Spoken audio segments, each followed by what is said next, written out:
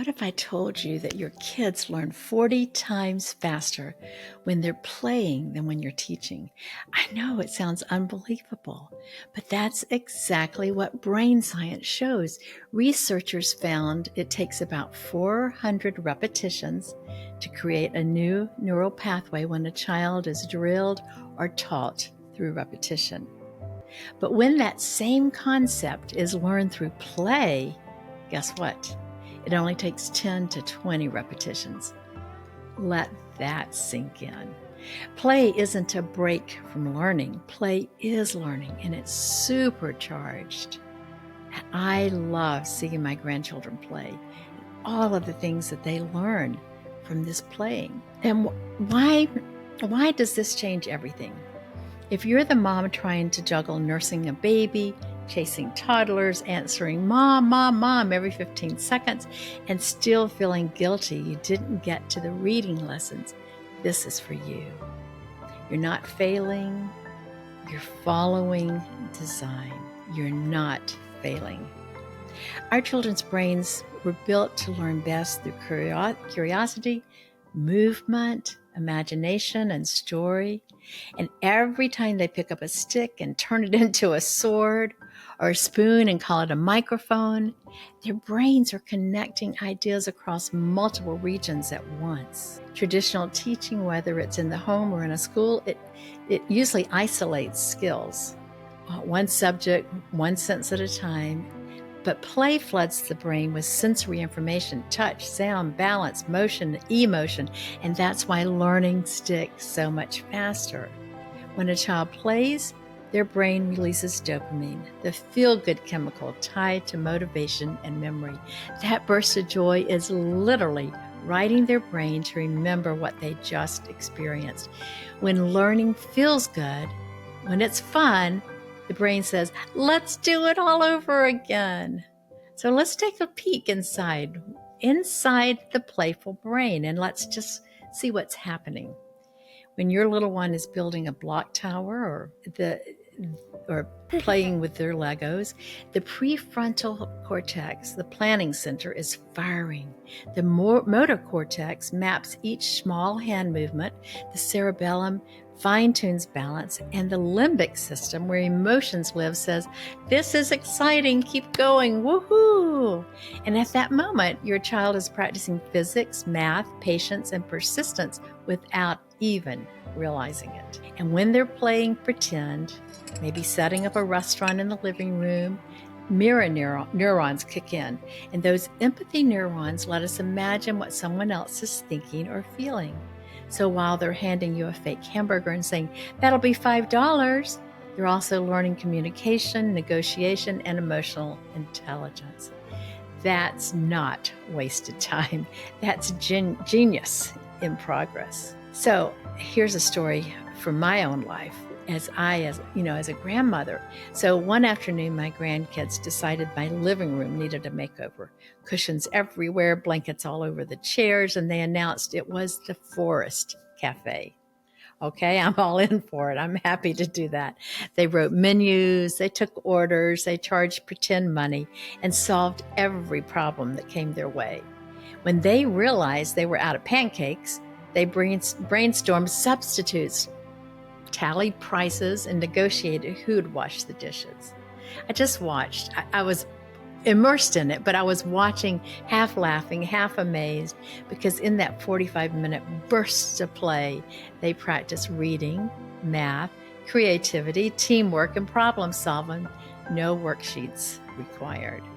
And yes, the living room looked like a tornado hit a fabric store, but their brains were spotless, busy building connections faster than any formal lesson could. Play is super important, and it always beats perfection.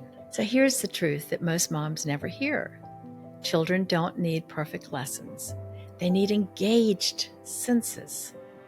And when they move, touch, taste, listen, imagine, neurons fire together. And neurons that fire together wire together. That's why messy learning works. Cooking with you, even when it takes 3 times longer.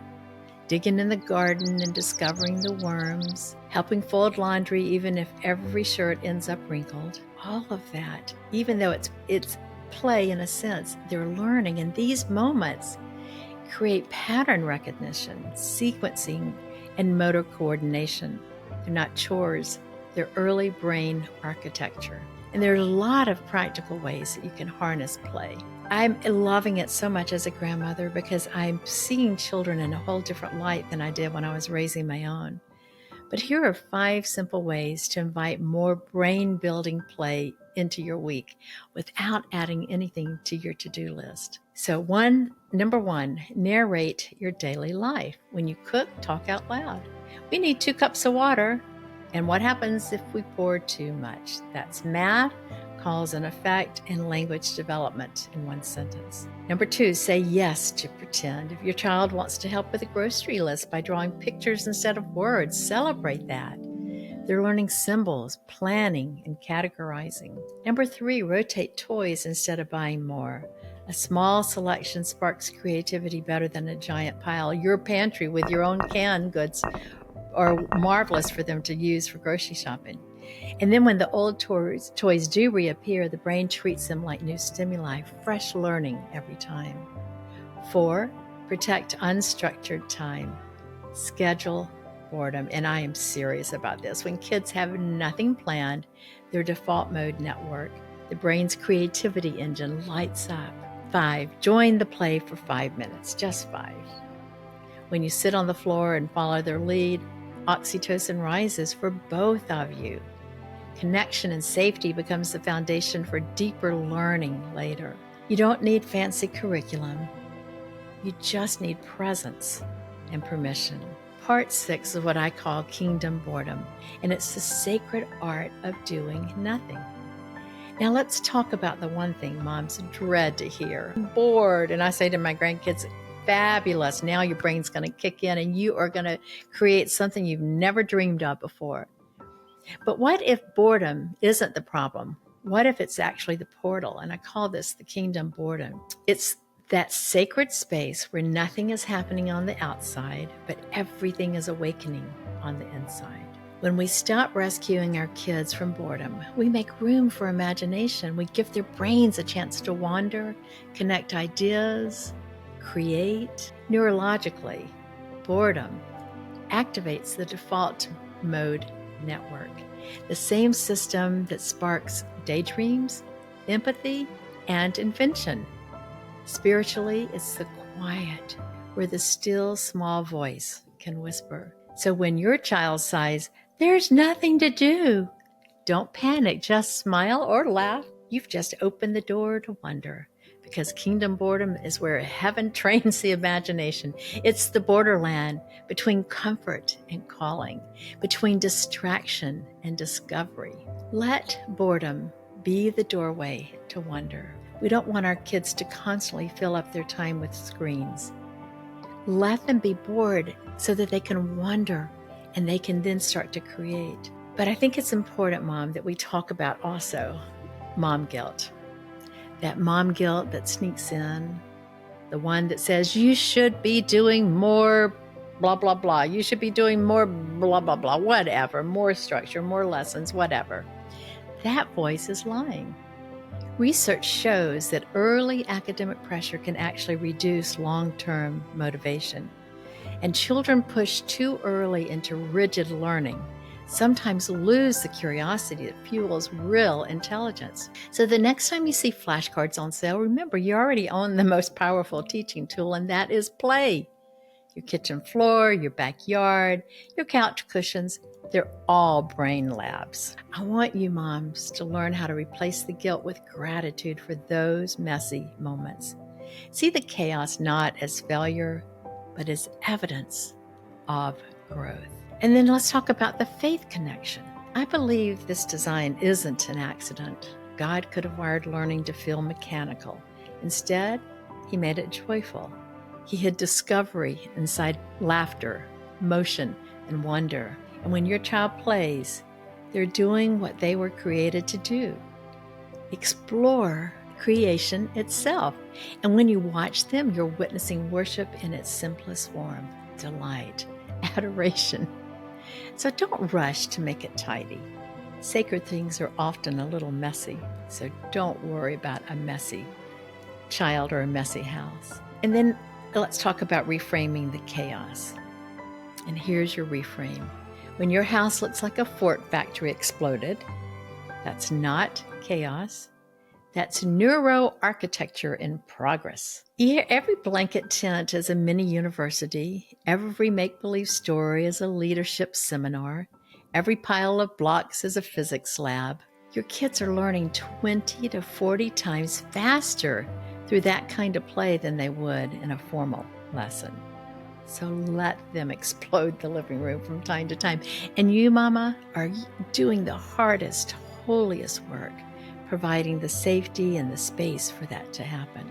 So then let's just think about how can we end this and bless ourselves. So here is your permission slip. The next time the guilt creeps in, remember 400 verses 20. You're not lazy for letting them play. You're brilliantly aligned with how their brains were made to grow. Take a deep breath. Look at your children. Notice the sparkle in their eyes when they're lost in imagination. That's learning.